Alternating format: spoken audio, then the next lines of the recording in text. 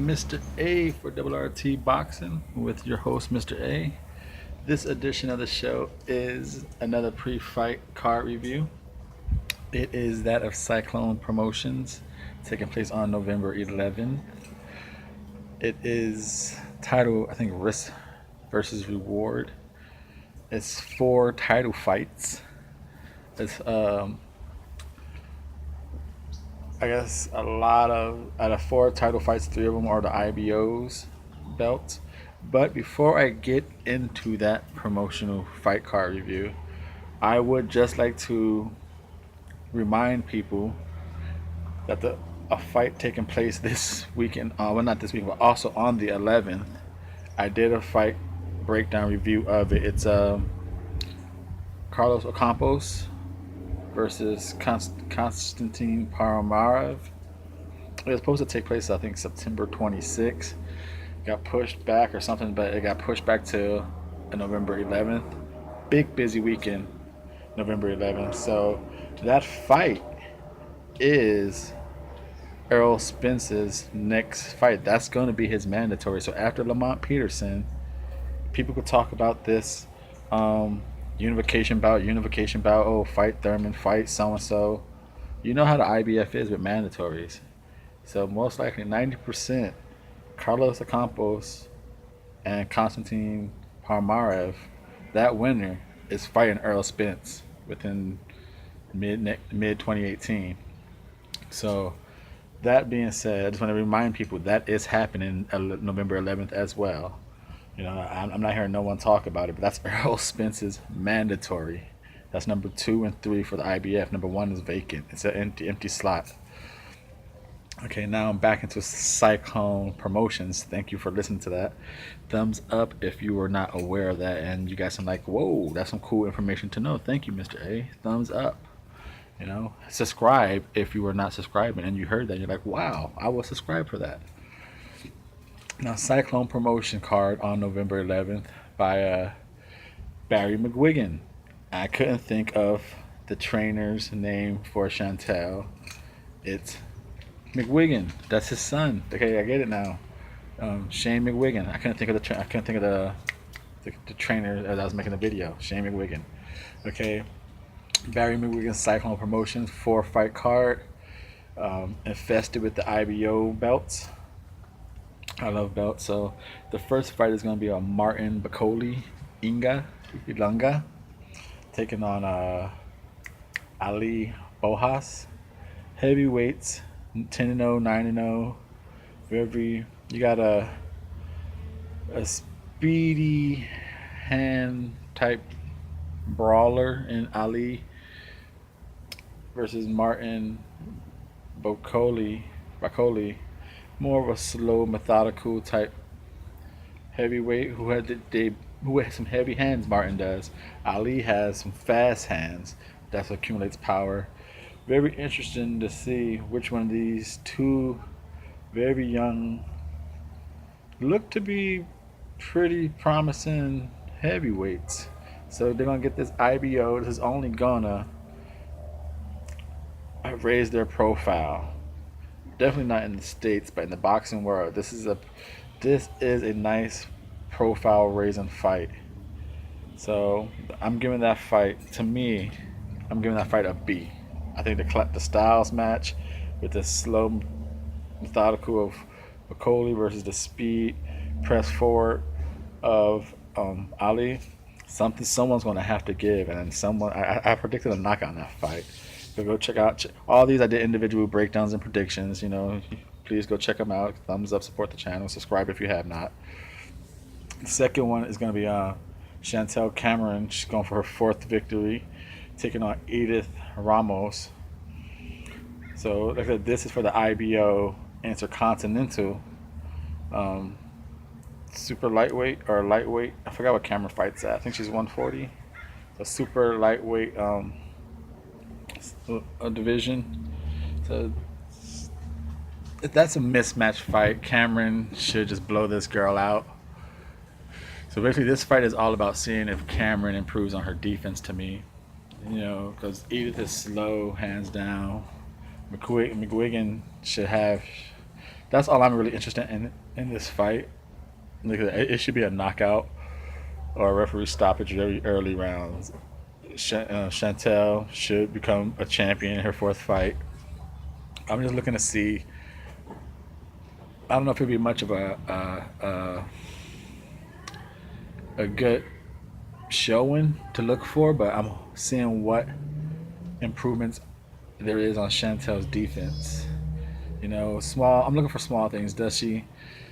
Um, does she throw up setup punches? Because you know she's always walking you down, stalking you, trying to get you out. The way she walks, you know, I like that. Like the way she fights. Um, but I'm just looking for since she got better. Like she does good head movement as she's stalking you now, but when she's in there fighting, her head movement kind of stops and she's hittable. So I'm looking for small things like her head movement as she throws. She's like not standing in a straight line, and I'm hoping to see. I'm hoping this is a good showing. Does Edith provide something so we as fans see is there an improvement, an advancement in Chantel's defense? You know, that's really all I'm looking for. I'm looking for like small little adjustments, improvements in this fight. So I'm giving that it's a mismatch to me. I'm giving that like maybe a D minus fight. And then from we also got there is what's the next one? There's Jason Eaton versus Josef Zaratic from the Czech Republic. This should be a very interesting fight. You got Jason Eaton, who's a pretty decent overall. I think he's 10-0 versus 9-0, something like that of Joseph. I forgot the records, but Jason Eaton overall, I believe, is the more sound technical fighter against a come forward harder hitter but flawed fighter. But Jason Eaton has been known to let pressure sometimes get to him, and he doesn't quite keep that gap. So I'm interested to see how does he work behind the jab? Does he keep his jab, or does he allow Joseph to overwhelm him? And how does he react? Because to me, Jason Eaton gets a hit too often, and his body doesn't react well. He doesn't have a good poker face. You know, like I said, all these fights. If you want to know why I'm not talking about why am I not talking about like really who's going to win the fights and who did I pick? I did all that in a breakdown prediction. So please go watch them. I'm just saying, what do I think of these fights? I believe this fight should be a very entertaining, fan-friendly fight. It shouldn't be no more than 20 seconds of boredness per round. I think these guys are going to be out there fighting. Pressure. Joseph is going to come forward trying to get the knockout. And Jason Eaton is going to be keeping the distance, boxing smart. And if it comes, the knockout will come by accumulation. So I'm giving that fight a fan-friendly fight, a championship bout. I'm giving that fight a B. I think that's going to be a good fight. And then you got the main event, Josh Taylor taking on the veteran Miguel Vasquez. That's for the WBC. Yes, not an IBO belt. This is for a WBC silver super lightweight. He's ranked number 6 by the WBC, Josh Taylor. And if you know boxing, and then you kind of know what the silver belt does for your profile for your career. And if you're not familiar with what the silver belt does, it's basically your golden ticket to fight the champion. That's your next. It has intercontinental belts, continental belts, you know. But above all those belts, between all those trinket belts and the champion is the silver. That's the next guy. He even sometimes skips number 1, number 2. Because the silver could be like another. Like, so right now, Josh is number 6. He could skip those people and fight the champion. That's the way the WBC rolls. You know, they honor that silver belt. You know, so I had an itch, man. And so that being said, that's gonna be a very tricky fight. You got Miguel Vasquez, never been stopped. The puppet, he's in and out the ring. His legs and feet take him all around. He's more of an in and out pop shooter, you know. 1, 2, 3, and he's going. He's 1, 2, 3 going. So how is Josh Taylor He's very methodical. He walk you down, stock. How is he going to walk down Vasquez? Is he going to be able to? Is Vasquez movement going to keep resetting Josh Taylor's feet? Are we not going to see the same power punch in Josh Taylor? Is it going to be?